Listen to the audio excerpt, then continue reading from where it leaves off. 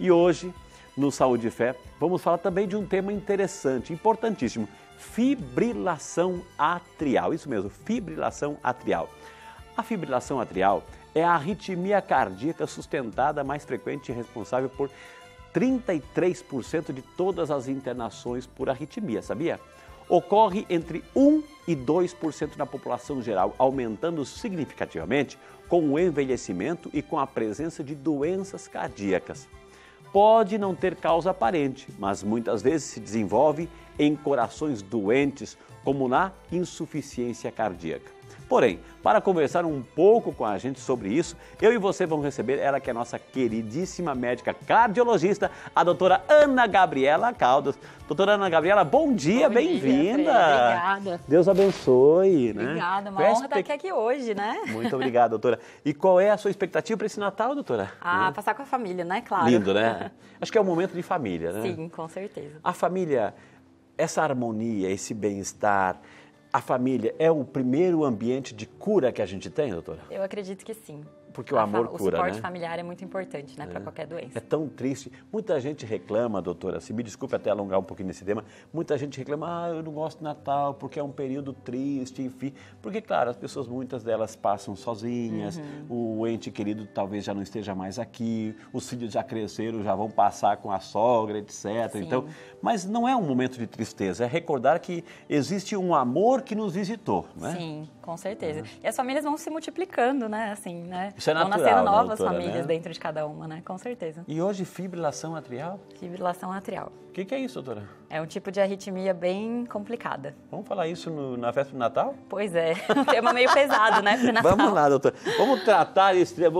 Ou seja, é importante a gente esclarecer. Vamos falar desse tema hoje, na véspera do Natal, para que você, olha que legal, gente, para que você também tenha um coração saudável para viver toda essa alegria dessas festas natalinas e final de ano que se aproxima. Vamos partir dessa perspectiva, doutora? É, melhor, né? Ou seja, preparar bem o coração. Queremos que você tenha um coração que palpite somente de amor, assim como o coração de Deus, o coração de Nossa Senhora, viu?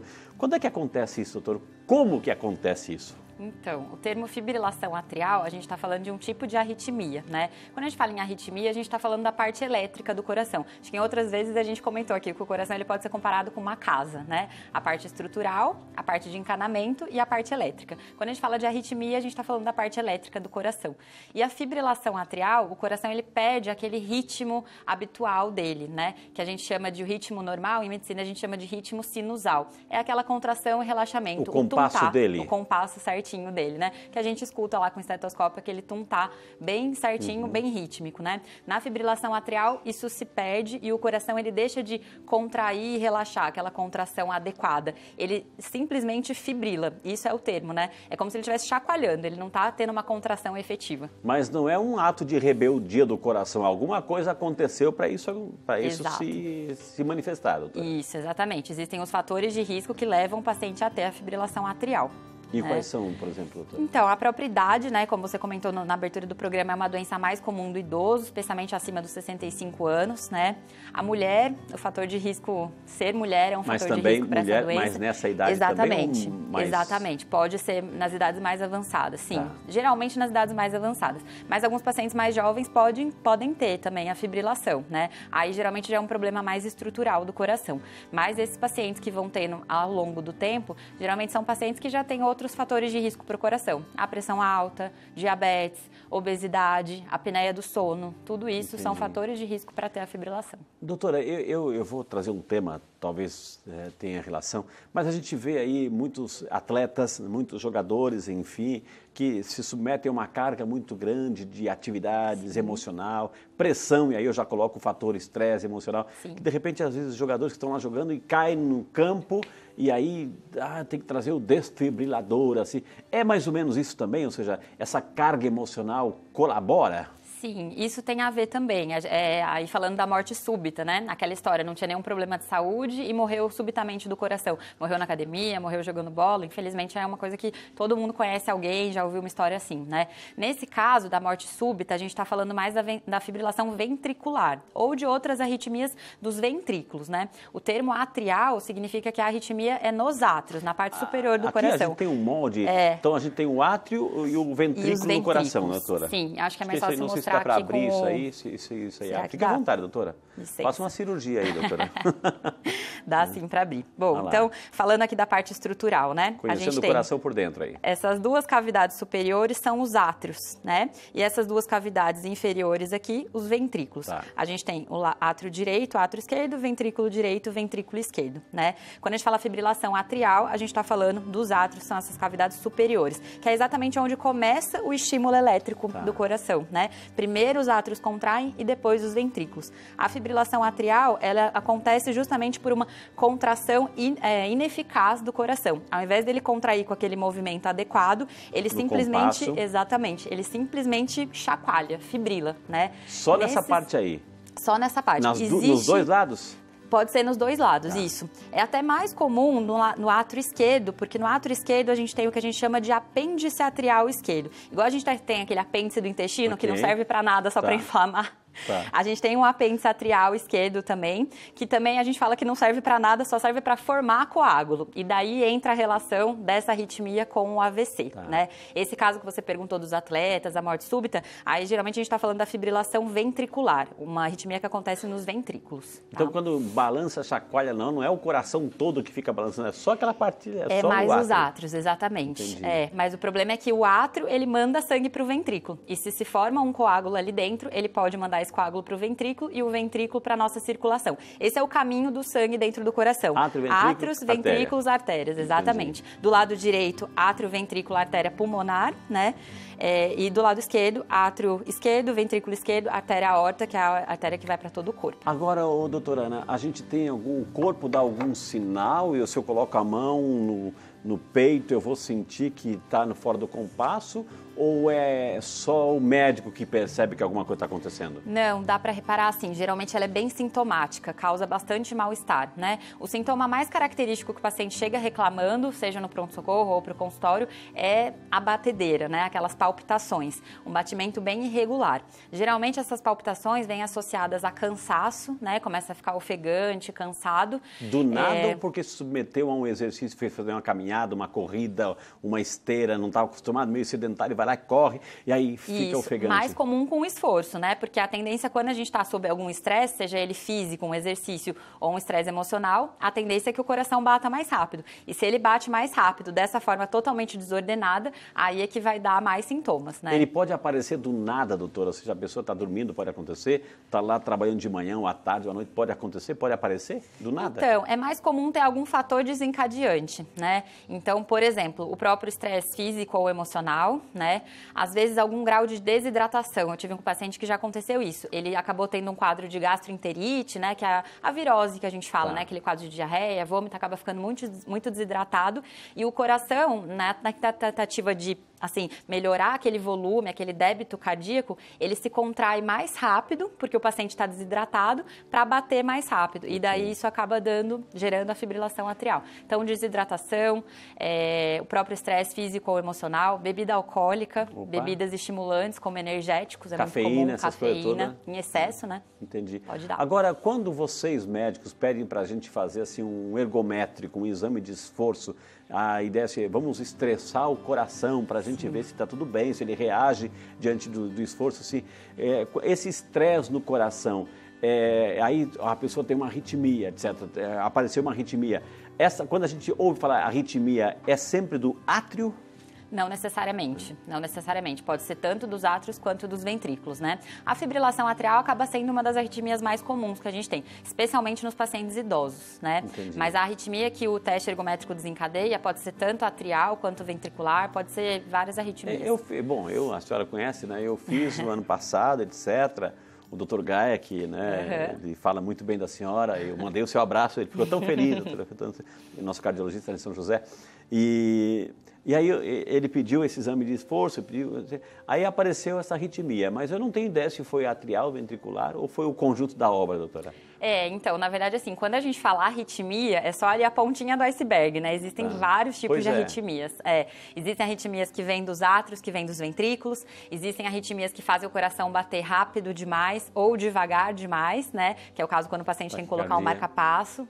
Então, quando a gente fala arritmia, é um termo muito genérico, existem vários subtipos, assim, é um termo muito amplo, assim. E aí, diante de uma arritmia, aí a pessoa vai ter que fazer o quê? Ela tem um fator congênito também? Ela pode ter algum histórico na família? Teu avô tinha arritmia, você também vai ter? Como é que é? Pode, mas não é a regra. Geralmente a fibrilação atrial, essa arritmia específica, está bem mais relacionada com esses fatores ambientais, vamos dizer assim. Então, o estilo de vida que a pessoa leva mesmo, né? Como eu falei, obesidade, sedentarismo, apneia do sono, hipertensão, diabetes, os mesmos fatores de risco que causam aqueles outros problemas que a gente até já conversou, angina, infarto. E aí pode gerar uma arritmia. Exatamente. Né? Essa arritmia, doutora, uma vez que começa, que dá a primeira, né? Se prepare porque você vai ter sempre, ou faz a primeira, se trata e desaparece? Não necessariamente. A gente consegue reverter. Inclusive, assim, a nossa obrigação como cardiologista é assim, uma vez que a gente identificou aquela arritmia, a gente vai sempre tentar fazer o coração voltar ao ritmo normal, né? Se a natureza fez a gente no ritmo sinusal, se Deus nos fez assim, por que a gente vai continuar naquele ritmo desordenado? Então, a nossa tendência é sempre tentar voltar para o ritmo normal do coração de novo, né? Então, existe essa classificação. Existe a fibrilação atrial paroxística, ou seja, aquela que acontece eventualmente, né? Por exemplo, pós-operatório de cirurgias, ou de cirurgias cardíacas ou de cirurgias não cardíacas também. Naquela, né, assim, o paciente acabou de sair da anestesia, tá ali chegando na UTI, começando a se recuperar, ele pode ter uma fibrilação atrial, mas a gente consegue revertê-la, né? Mas existem pacientes que, infelizmente, já estão há bem mais tempo com essa arritmia. Quando a gente descobre, já é tarde demais. Daí a gente já chama de FA, que é fibrilação atrial permanente. Aí já é um quadro mais complexo. Essa arritmia, ou essa fibrilação atrial, a arritmia é a porta de entrada de um futuro infarto que já começa a desenhar dentro do coração, doutora? O infarto não é tão comum especificamente na fibrilação atrial, Frei.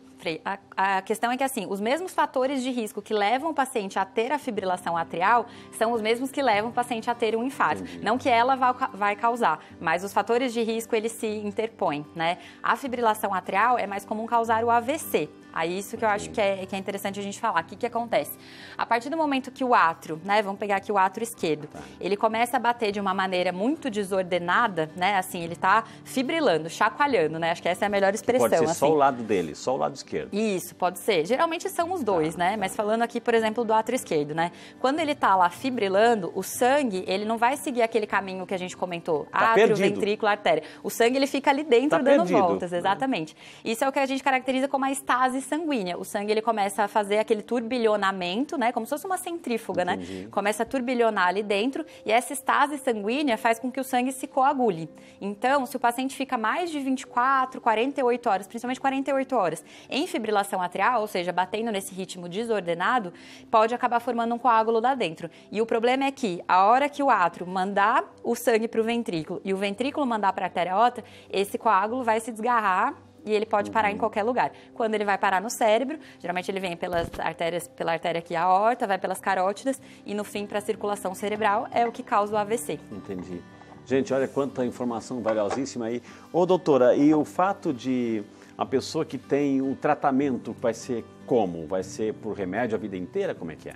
Então, aí vai depender muito disso que a gente comentou. Há quanto tempo a pessoa está em fibrilação atrial, né? Se a gente vê que, assim, o paciente sempre teve o ritmo normal do coração, mas aí, eventualmente, ele foi fazer aquela cirurgia ou um cateterismo, por exemplo, e desencadeou uma fibrilação, como ele está ali no ambiente hospitalar, a gente vai fazer de tudo para reverter ele ao ritmo normal de novo. E a gente tem aí um cronômetro acionado. A gente tem 48 horas para fazer ele reverter. Como que a gente pode reverter isso? Através de medicamentos, né? Ou através da do choque, né? Que é aquilo que você comentou, desfibrilação, né? Nesse caso, a cardioversão, né? Desfibrilação a gente usa quando o paciente está lá em parada cardíaca, que é aquele choque que a gente dá.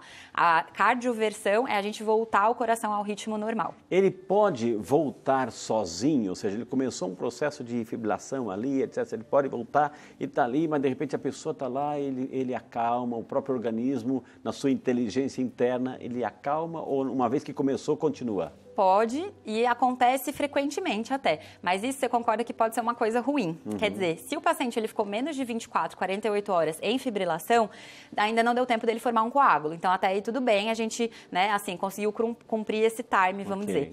Mas se o paciente já está há mais de 48 horas em fibrilação atrial, provavelmente ele já formou um coágulo lá dentro. Então a partir do momento que o coração está lá, chacoalhando, mas de repente ele volta a bater naquele ritmo normal, isso é ainda mais perigoso, porque daí esse coágulo pode se desgarrar e causar o AVC. Doutora Ana Gabriela entra aqui em nossa salinha da saúde, da fé.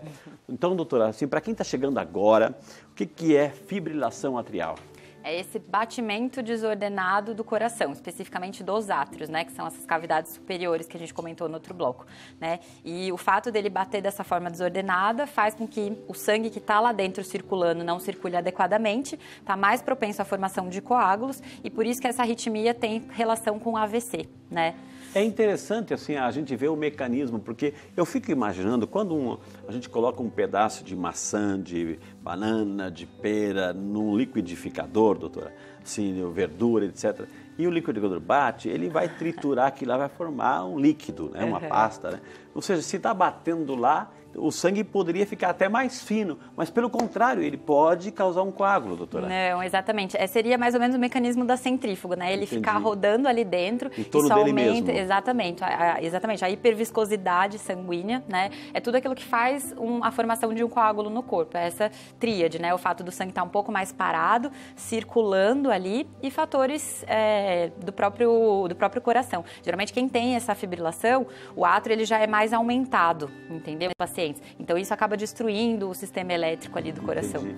Então a pior consequência, a mais provável é a formação de um coágulo e o AVC. E o AVC porque ele vai circular. Exatamente. Né, exatamente. O tratamento é medicamentoso? Sim, por isso que... Mudança de hábito também? Sim. Por isso que alguns pacientes tomam medicamentos anticoagulantes, né, aqueles remédios que afinam o sangue, né, como o leigo fala, justamente para prevenir AVC. Já deve ter ouvido falar, né? O paciente que tem uma arritmia e daí tem que tomar um remédio para afinar o sangue para não ter AVC, né? Não é aquele antiagregante plaquetário? Não, ele tem que ser um pouco mais potente do que o antiagregante. Os antiagregantes, a gente já tem vários estudos que já demonstraram que só o antiagregante plaquetário não resolve, não previne a formação de coágulos. É para outra causa, então? Isso, é para outra coisa. Tá, ainda bem, que é o que você quer ver. Eu estou tomando antiagregante plaquetário todo dia, o famoso AS, né? Então, quer ver que eu tenho isso? Eu tenho uma centrifugadora, né? Não é, né? Não é, graças a Deus. Vamos, algumas perguntas chegando aqui, doutora. A Rosângela Marques, de São Paulo, capital. Bom dia, Rosângela, Deus te abençoe, Feliz Natal para você, Rosângela, Deus abençoe. Ela diz assim, qual o exame que é realizado para descobrir essa fibrilação atrial, doutora? Basicamente, Rosângela, o eletrocardiograma, né? Em alguns casos, o próprio médico, a hora que ele vai auscultar o paciente ali com o estetoscópio, verificar o pulso ali, né, o batimento do paciente, ele já vai desconfiar que esse batimento está desordenado, que o ritmo do coração já não está no ritmo, eu brinco, parece uma escola de samba, assim, sabe? Não é aquele ritmo bonitinho, de uma orquestra, assim, todo mundo sintonizado. É aquela bateção, assim. Então, a gente, só de auscultar e pegar no pulso do paciente, a gente já desconfia que alguma coisa está errada. Mas o que confirma o registro gráfico dos nossos batimentos cardíacos é o eletrocardiograma. Então, basta um eletrocardiograma e a gente já consegue detectar. Vocês são treinados para o ouvido de vocês estar assim, afinadíssimos para qualquer batidinha fora do compasso, opa! Sim, né? As batidas fora do ritmo, os sopros, né, que é aquele som que a gente escuta, parece que tem alguém soprando mesmo. Isso tudo a gente aprende na faculdade. Uau, né? Muito bem, obrigado, Rosângela. Mais uma pergunta aqui. O Matheus Rosa, de Caçapava, São Paulo. Bom dia, Matheus. Deus te abençoe. Feliz Natal para você, meu querido. Deus abençoe. Muito obrigado por representar a cidade de Caçapava aqui no Saúde e Fé. Tenho fibrilação atrial. Posso fazer atividade física? Pergunta ele, doutor. Tem alguma consequência? Então, Matheus, aí vai depender, aquilo que a gente comentou no bloco anterior, né? Quando a frequência cardíaca ela se eleva, seja por estresse físico, né, exercício, estresse emocional, uso de bebidas estimulantes e tudo mais, a frequência do coração vai aumentar, vai bater mais rápido. Se você tem a fibrilação atrial, isso pode desencadear a fibrilação atrial. Então, assim, ela tem que estar muito bem controlada. Geralmente, os pacientes que têm fibrilação atrial, ou eles tomam um remédio para se manter no ritmo sinusal de novo, né? São os antiarrítmicos que a gente fala, ou tomam medicamentos que a gente chama a classe dos beta-bloqueadores, que diminuem a frequência cardíaca. Então, se ele tiver com a frequência cardíaca controlada, com a arritmia controlada, dá sim para fazer atividade física. Okay. Mas por isso que é tão importante, a gente até já falou em outros programas, né? Assim, passar pela avaliação de um cardiologista ou pelo menos um clínico geral antes de começar alguma atividade física, né? Isso, antes de começar a atividade física, seja mesmo na juventude. Exatamente. Mas qual é o ideal de passar num cardiologista? É quando eu sinto que a idade está chegando? Qual é o ideal? Quando é que eu tenho que passar, doutora? Então, olha, acima dos 30 anos eu já recomendo, né? Okay. Pelo menos fazer, assim, se você tem 30 anos e nunca fez um ecocardiograma, um eletrocardiograma de repouso, aquele tradicional mesmo, que às vezes faz até no próprio consultório do cardiologista, né? Eu acho que é uma boa, né? E pelo menos os exames básicos, assim, colesterol, agora, se tem histórico familiar, é mais cedo ainda, aí, né, de preferência, mais cedo. Claro que, assim, a cardiologia é uma área muito ampla, né? Vai desde as cardiopatias congênitas, crianças que nascem com os problemas cardíacos, até lá na idade mais avançada, como é o tema de hoje, né? A fibrilação atrial. Mas, assim, se durante a infância o próprio pediatra identifica, automaticamente ele já encaminha para um cardiologista. Se não, se você nunca teve nada até os 30, acho que com 30, 40 é bom começar. Maravilha. A Marcela Pereira, de Penedo, lá no Rio de Janeiro. Bom dia, Marcelinha. Deus abençoe. Um Feliz Natal para você, para sua casa, para sua família, viu? Quem tem fibrilação atrial precisa fazer cirurgia? É só cirurgia ou tem outras situações? Então, Marcela, na verdade, geralmente a gente trata com medicamento, né? Então, é tudo aquilo que a gente comentou no bloco anterior. Se o problema é o coração bater mais rápido do que o normal, num ritmo alterado e pode predispor aos coágulos, né? Principalmente no paciente que já tem essa fibrilação permanente, como a gente comentou anteriormente, os medicamentos que a gente vai usar é justamente para combater essas três coisas. Algum medicamento antiarrítmico, para controlar de novo o coração, fazer ele voltar a bater no ritmo normal. Algum medicamento que cause diminuição dessa frequência cardíaca, que faça o coração bater um pouco mais devagar, e anticoagulantes, remédios para afinar o sangue. Basicamente, o tratamento é medicamentoso. Existe, sim, alguns casos, daí não chega a ser uma cirurgia, mas é um procedimento que a gente chama, que é a ablação, né? A ablação seria um procedimento mais ou menos parecido ali com o cateterismo, um pouco mais complexo que o cateterismo, mas daí não é o mesmo médico que faz, é um médico especializado em arritmia, né? Que ele vai, como se fosse assim, queimar os focos de arritmia dentro do átrio. Então, eu não chamaria de cirurgia, é mais um procedimento, vamos dizer assim. Existe a possibilidade, doutor, assim, por exemplo, se tem a gente se vê muito assim nos técnicos de futebol, se o time está bem, continua, se não está bem, troca de técnico. Se o maestro lá da orquestra não está bem, eu vou lá trocar de maestro para fazer o coração, ou seja, eu coloco alguma bateria, algum impulso elétrico, algum fio encostado no coração para ele mesmo agilizar ali o compasso correto, não? Sim, a ablação seria como se fosse assim, uma cauterização, vamos dizer assim. A ablação, então, o médico vai lá e faz pequenas queima mesmo ali, aqueles focos de arritmia. Mas nesse caso, quando o coração está batendo rápido demais, né? Mas existe também o que a gente chama de fibrilação atrial de baixa resposta, ou seja, pacientes que têm essa arritmia, mas o coração bate devagar demais. Aí, nesse caso, é interessante a colocação do marca-passo, que é esse aparelhinho mesmo, né? E daí o marca-passo, assim, a gente tem o nosso marca-passo natural, que se chama nó sinusal, que é o que acontece nos átrios. Por isso que, quando esse marca-passo dá problema, que acontece a fibrilação atrial. Por isso que é mais comum ela acontecer nos átrios, porque ele é o nosso marca-passo natural. A partir do momento que a gente detecta que o marca-passo natural do paciente já não funciona mais, por isso ela ser tão comum nos idosos, né? Porque imagina lá, uma máquina que está funcionando, qual máquina a gente conhece que está batendo lá 80 anos, a 60 batimentos por minuto? Quantas vezes num dia, num mês, num ano? Imagina 80 anos. De carro cada ano, exatamente, né? Então, assim, é óbvio que o coração uma hora vai falhar. E isso é mais comum acontecer com 80, 90 anos. Então, a partir do momento que a gente detecta que esse marca-passo natural não está mais funcionando, a gente vai sugerir o implante do marca-passo artificial, que é aquele aparelhinho, né?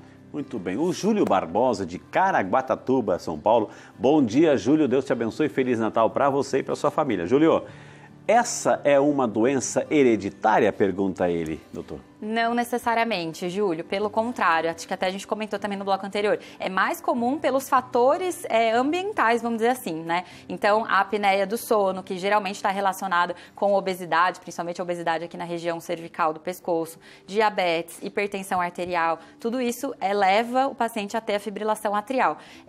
Claro, se tem na família, pode até ter algum risco de você ter, mas não é obrigatório. Meus pais tiveram, eu vou ter também. Ou para um paciente ter, obrigatoriamente os pais dele tinham. Não necessariamente, não tem essa relação obrigatória. E a Fabiana, doutora, a Fabiana Aparecida de Caxambu, Minas Gerais. Bom dia, Fabiana, que Deus te abençoe. Feliz Natal também para você, viu, Fabiana? Que aproveite bem esse dia, que Deus abençoe. O tratamento varia do tipo de fibrilação, mas a idade também interfere na escolha do tratamento, doutor? Vai condicionar aí?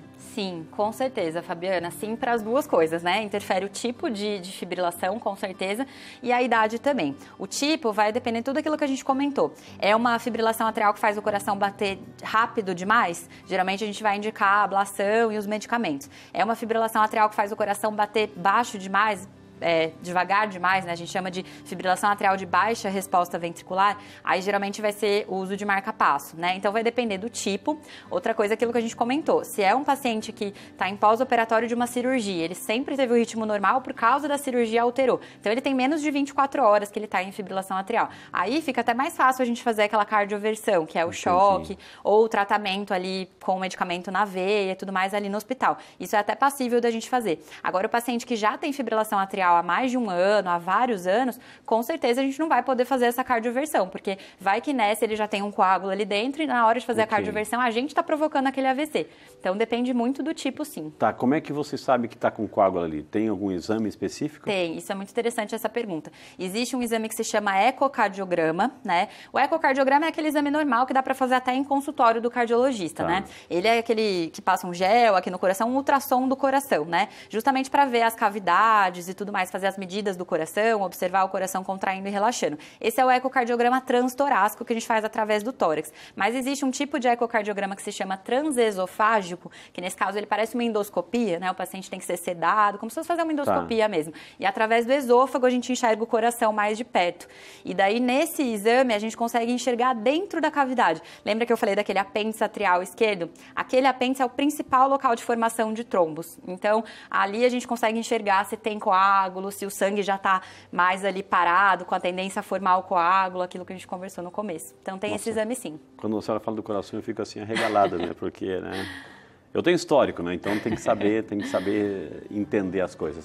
A Isadora Leite, de Rio de Janeiro. Obrigado, Isadora. Deus te abençoe. Que bom que você está conosco. E um Feliz Natal para você e para essa linda cidade maravilhosa, viu? Quais os cuidados devo ter com a saúde para não ter a fibrilação atrial? A tarefa de casa aí, doutora. Excelente pergunta, viu, Isadora? Porque a gente prega muito isso, a prevenção, né? Então, basicamente isso. Se você for uma pessoa que pratica atividade física, se alimenta de forma, né, boa, assim, com vários nutrientes na alimentação, não fuma, não ingere bebida alcoólica em grande quantidade, todos esses hábitos de vida saudáveis vão fazer com que você não desenvolva. Claro, que nem eu falei, tem algumas coisas, fez uma cirurgia, teve fibrilação atrial no pós-operatório. É uma coisa que a gente não consegue controlar, mas geralmente é fácil de resolver, né? Mas basicamente são esses controles, controle da pressão, do colesterol, do peso, não fumar e consumo moderado aí de álcool, né? Não pode ser muito.